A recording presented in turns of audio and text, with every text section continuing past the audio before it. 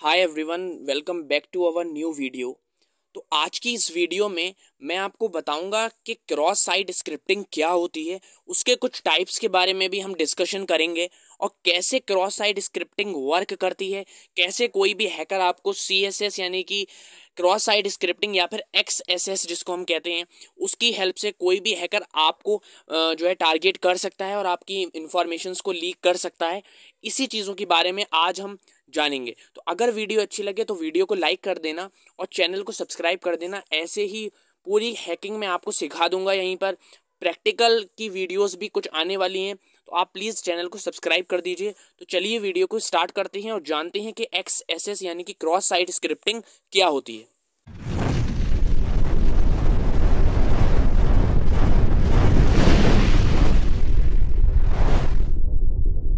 बात करते हैं कि XSS या फिर क्रॉस साइट स्क्रिप्टिंग क्या होती है और कैसे हैकर्स इस क्रॉस साइट स्क्रिप्टिंग की हेल्प से आपको बेवकूफ़ बना सकते हैं और क्लाइंट साइड अटैक को एग्जीक्यूट कर सकते हैं। तो देखिए, बेसिकली जो क्रॉस साइट स्क्रिप्टिंग होती है वो एक वेब एप्लीकेशंस के ऊपर होती है, वेब साइट्स के ऊपर होती है, जो कि मैलिशियस यूज़र्स या फिर जो हैकर्स होते हैं वो इंसर्ट करते हैं क्लाइंट साइड कोड्स को। अब क्लाइंट साइड कोड क्या होता है? नॉर्मली जो स्क्रिप्ट्स होती हैं, क्लाइंट साइड स्क्रिप्ट होती हैं, जो HTML स्क्रिप्ट्स होती है या फिर जावा स्क्रिप्ट की जो स्क्रिप्ट्स होती हैं, उन उन मैलिशियस स्क्रिप्ट को एग्जीक्यूट करता है टारगेट के डिवाइस पर या फिर टारगेट पर। तो इसमें होता क्या है, जो मैलिशियस कोड होता है वो ओरिजिनल वेब पेज के ऊपर डिस्प्ले हो जाता है और जो हमारा यूज़र होता है वो उसके ऊपर अपनी जो डिटेल्स होती है उसको लगता है कि वो जो स्क्रिप्ट है वो एक ट्रस्टेड सोर्स से आई है, बट एक्चुअली में वो मैलिशियस यूज़र यानी कि हैकर जो है उसको हैक करने के लिए वो स्क्रिप्ट सेंड करता है और वो ओरिजिनल वेब पेज जैसी ही दिखती है। तो हमारा जो यूज़र होता है वो उसके ऊपर अपनी डिटेल्स डाल देता है, वो कोई से भी फॉर्म में हो सकती है। तो हैकर्स जो होते हैं वो उनके अकाउंट के ऊपर एक्सेस गेन कर लेते हैं और जितनी भी प्राइवेट इन्फॉर्मेशंस होती हैं या फिर अगर कोई बैंक अकाउंट का पेज है तो जितने भी पैसा होगा उनके बैंक में वो अपने बैंक में ट्रांसफ़र हो जाता है। तो इस तरीके से मैलिशियस लिंक सेंड करी जाती है या फिर उसको हम मैलिशियस कोड कहते हैं, जो कि क्लाइंट साइड अटैक करी जाती है। अब कुछ कुछ ऐसे ब्राउज़र्स होते हैं जो आपके जो क्रॉस साइट स्क्रिप्टिंग है उसको बाय डिफ़ॉल्ट ब्लॉक कर देते हैं अगर कहीं पर उनको पता चलता है कि ये CSS यानी कि क्रॉस साइट स्क्रिप्टिंग का भेजी हुई है। जैसे आपका क्रोम ब्राउज़र हो गया वो ऑटोमेटिकली ब्लॉक कर देता है ऐसी स्क्रिप्ट्स को, मोज़िला हो गया वो भी ब्लॉक कर देता है। बट कुछ कुछ ऐसे ब्राउज़र्स हैं जो ब्लॉक नहीं करते हैं और यूज़र उसके ऊपर अपनी डिटेल्स एंटर कर देता है, कोई भी वार्निंग ऐसी नहीं आती है। तो इसको क्रॉस साइट स्क्रिप्टिंग कहते हैं। बात करते हैं कि जो क्रॉस साइट स्क्रिप्टिंग होती है वो वर्क कैसे करती है। देखिए, जो वेब सर्वर होता है वो डेटा कलेक्ट करता है वेब क्लाइंट से। अब वो जो डेटा होता है वो पोस्ट की फॉर्म में भी हो सकता है, वो गेट की फॉर्म में भी हो सकता है या फिर वो कुकीज़ की फॉर्म में भी हो सकता है। तो जो रिक्वेस्ट जाती है क्लाइंट के पास में क्रॉस साइट स्क्रिप्टिंग की फॉर्म में, वो डेटा कलेक्ट करता है आपका और वहाँ पर आप जो भी मैसेज वहाँ पे टाइप करोगे, आप जैसे आपके स्क्रीन पर यहाँ पे दिखा हुआ है अमित और उसके बाद स्क्रिप्ट लिखी हुई है, उसके बाद आप जो भी मैसेज लिखोगे वो ओरिजिनल पेज को डिस्प्ले कर देगा और ये मैसेज जो है उसके सामने लिख कर आ जाएगा।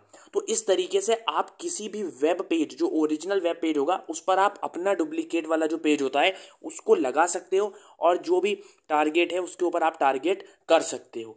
तो इस तरीके से जो वेब क्लाइंट की जो स्क्रिप्ट होती है उसको यहाँ पर बाईपास करा जाता है और अपने किसी भी मैसेज को, कोई भी गुमराह करने वाले मैसेज को वहाँ पर पोस्ट कर दिया जाता है और कोई भी जो हमारा टारगेट होता है वो वहाँ पर जैसे ही अपनी डिटेल्स को एंटर करता है वो क्लाइंट की रिक्वेस्ट की फॉर्म में हमारे हैकर के पास चली जाती है और हैकर हमारा उस सेंसिटिव इन्फॉर्मेशन को या फिर उन इन्फॉर्मेशन को गलत तरीके से यूज़ कर लेता है। चलिए थोड़ा डीप लेके चलता हूँ आपको क्रॉस साइट स्क्रिप्टिंग में और एक हम एग्जाम्पल यहाँ पर ले रहे हैं। जैसे एज्यूम करिए कि जो वेब सर्वर है, मींस जो टारगेट है वो जो सा भी वेब ब्राउज़र यूज़ कर रहा है उसके पास कोई भी वैलिडेशन नहीं है कि जो स्क्रिप्ट हमने सेंड करी है वो एक क्रॉस साइट स्क्रिप्ट है। तो उसमें कोई भी फिल्टर नहीं होगा डेटा के अंदर और वो डायरेक्टली ऐसे ही एग्जीक्यूट कर देगा टारगेट की स्क्रीन के ऊपर। अब एक बात आप ये सोचिए कि जो वेब सर्वर होगा वो कोई भी डेटा, जैसे मान लीजिए कोई भी चीज़ हम सर्च कर रहे हैं रैंडमली, तो उसका जो डेटा होता है वो आपका स्टोरेज डिवाइस के अंदर सेव होता है।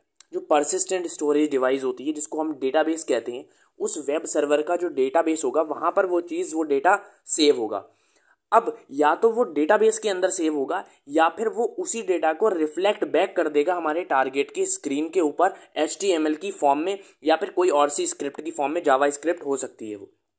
अब जो XSS कोड होगा इसमें वो किसी भी सर्वर से आएगा HTML कोड के साथ में, और वेब क्लाइंट के सर्वर के ऊपर जैसे ही स्क्रीन के ऊपर दिखाएगा तो वो एग्जीक्यूट कर देगा सर्वर के कोड को। और आपको पता है कि सर्वर के कोड में हमारा क्लाइंट साइड स्क्रिप्ट छुपी हुई है, तो जैसे ही वो उसको एग्जीक्यूट करेगा तो जो हमने जो फेक पेज बनाया था वो ओरिजिनल पेज के ऊपर आ जाएगा, और जो भी कुकीज़ उस कुकीज़ के अंदर, उसकी जो टारगेट है हमारा, उसके कुकीज़ के अंदर या उसके जो गेट्स के अंदर जितना भी डेटा होगा वो सारा का सारा उस फॉर्म के अंदर ऑटोमेटिकली डिस्प्ले हो जाएगा। और इस तरीके से जो हमारा हैकर है वो टारगेट के ऊपर बाईपास कर लेगा, टारगेट के ऊपर गेन एक्सेस कर लेगा, और इस तरीके से वो टारगेट को हैक कर देगा। और जितनी भी प्राइवेट इन्फॉर्मेशंस, जितने भी URLs होंगी वो सारी की सारी हमारे हैकर के पास चली जाएंगी। चलिए एक फ्लो चार्ट से समझते हैं क्रॉस साइट की पूरी कहानी।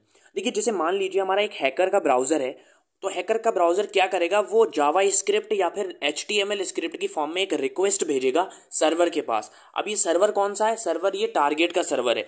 तो टारगेट के सर्वर के पास जो भी इंफॉर्मेशंस होंगी, जैसे ही टारगेट उस स्क्रिप्ट के ऊपर क्लिक करेगा तो उस सर्वर के पास जो कुकीज़ होंगी उसकी कुकीज़ हैकर के ब्राउज़र के पास रिफ्लेक्ट बैक कर जाएंगी। और जैसे मैंने आपको बताया था कि जैसे ही रिफ्लेक्ट बैक करेंगी हैकर के पास सारा गेन एक्सेस टारगेट का आ जाएगा। चलिए अब देखते हैं कि XSS वेक्टर। अब ये XSS वेक्टर क्या है? देखिए, ये पूरी की पूरी स्क्रिप्ट होती है जो हम क्लाइंट साइड अटैक में परफॉर्म करते हैं, और जो स्क्रिप्ट की हमें ज़रूरत पड़ती है वो है ये। जैसे आप देख सकते हैं यहाँ पर सोर्स की इमेज दी हुई है, यहाँ पर सोर्स की फाइल दी हुई है, सोर्स का लोकेशन दिया हुआ है। तो इस तरीके से हम ये स्क्रिप्ट लिखते हैं और किसी भी इंसान को सोशल इंजीनियरिंग की हेल्प से हम बेवकूफ़ बना सकते हैं उसकी इन्फॉर्मेशन लीक करके।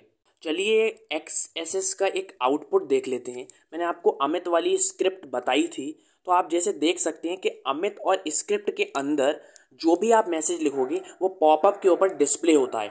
अगर आपने कोई भी क्लाइंट साइड स्क्रिप्ट बना रखी है तो आप वैसे ही किसी भी ब्राउज़र पर जाएंगे तो ये काम नहीं करेगा, क्लाइंट साइड स्क्रिप्ट पे ही ये काम करता है। तो अब आप देख सकते हैं कि यहाँ पर पॉपअप एक आया है और उस पर लिखा हुआ है this site has been hacked. तो जो आप स्क्रिप्ट के अंदर लिखते हो वही उसी हिसाब का पॉपअप आपके पास आता है, और यहाँ पर लिख गया है कि this site has been hacked. तो इस तरीके से टारगेट के ऊपर हैकर जो होते हैं वो टारगेट करते हैं और उससे जो प्राइवेट इन्फॉर्मेशंस होती हैं उसको स्टील कर लिया जाता है। तो बस यही था क्रॉस साइट स्क्रिप्टिंग अटैक। चलिए बात करते हैं कि XSS या फिर क्रॉस साइट स्क्रिप्ट जो अटैक होता है वो करा ही क्यों जाता है। देखिए, ये जो हैकर्स होते हैं तो ये हैकर्स जो होते हैं वो यूज़र्स की किसी भी टारगेट की जो कुकीज़ हैं उसको एक्सेस करने के लिए या उसको स्टील करने के लिए ऐसे अटैक्स को परफॉर्म करते हैं, या फिर किसी की प्राइवेट इन्फॉर्मेशन को लीक करने के लिए, किसी के बिना किसी को पता चले किसी की कोई भी चीज़ चुराने के लिए, या फिर किसी इंसान को एक वेबसाइट से दूसरे वेबसाइट के ऊपर रीडायरेक्ट करने के लिए, या फिर जो आप पॉपअप्स देखते हैं, आप देखते होंगे कि आप किसी भी वेबसाइट के ऊपर जब विजिट करते हो तो एकदम से कोई पॉपअप आ जाता है, आगे एड्स आ जाती हैं आगे। तो वो जो पॉपअप या फिर जो एड्स आते हैं वो भी एक क्रॉस साइट स्क्रिप्टिंग का ही पार्ट है। और आई फ्रेम्स जो होते हैं, पॉपअप्स होते हैं, ये सब के सब क्रॉस साइट स्क्रिप्टिंग में ही आते हैं। तो ये सब क्रॉस साइट स्क्रिप्ट से आपको दिखाए जाते हैं। तो ये जो होता है इस वजह से टारगेट के ऊपर अटैक करने के लिए हैकर करते हैं। सो आई होप आपको वीडियो अच्छी लगी होगी, और जो क्रॉस साइट स्क्रिप्टिंग आज मैंने बताई वो आपको पसंद भी आई होगी और आपको समझ आया होगा कि क्रॉस साइट स्क्रिप्टिंग क्या होती है। अगली वीडियो में मैं क्रॉस साइट स्क्रिप्टिंग के कुछ टाइप्स बताऊंगा, और शायद मैं इसको प्रैक्टिकल वे में भी आपको समझाऊं, क्योंकि जब आपको पता है कि जब किसी भी चीज़ को हम प्रैक्टिकल करके दिखाते हैं तब ज़्यादा अच्छे से समझ में आता है। तो मोस्ट प्रोबेबली मैं नेक्स्ट वीडियो में आपको प्रैक्टिकल करके दिखाऊंगा क्रॉस साइट स्क्रिप्टिंग का। उसके कुछ टूल्स होते हैं, उस टूल्स के बारे में भी मैं नेक्स्ट वीडियो में बताऊंगा। तो अगर आपको इस वीडियो से रिलेटेड कोई भी क्वेरी हो तो आप कमेंट सेक्शन में बताइए, मैं बताऊंगा। और हमारे चैनल को सब्सक्राइब कर दीजिए और वीडियो को लाइक कर दीजिए। मिलते हैं नेक्स्ट वीडियो में। Thank you so much for watching this video.